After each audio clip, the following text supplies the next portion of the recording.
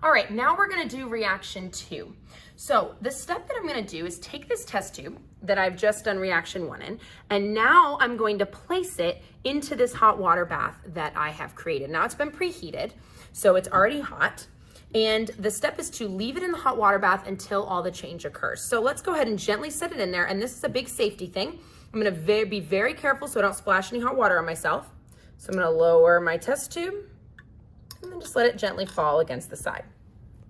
So if you kind of look at it, it's gonna slowly start changing.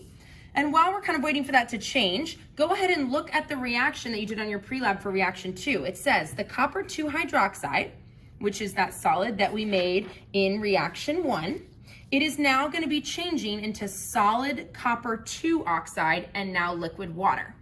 So look at the observation, or look what's happening and write your observations.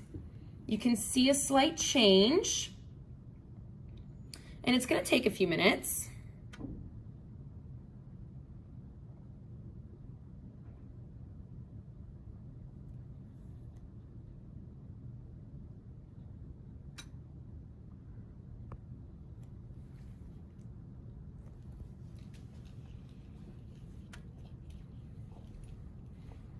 Notice that we start to see that change happening towards the top of the test tube there.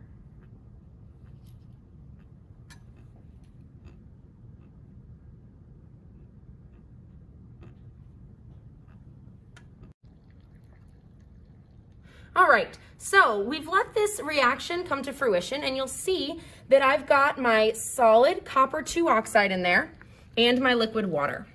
So I have lifted it with my tongs so you can see it better out of the hot water. And now I'm gonna start reaction 3. So I'm gonna take my hot test tube here and I'm gonna transfer it to a beaker that is at room temperature. And I'm gonna gently release the test tube to cool. Be very careful with the tongs. Test tube tongs are kind of counterintuitive. You have to press them to open them and then let go to release. I'm gonna turn off my hot plate so that it cools. So now I'm gonna let that sit for about 2 minutes while it cools and comes to closer to room temperature.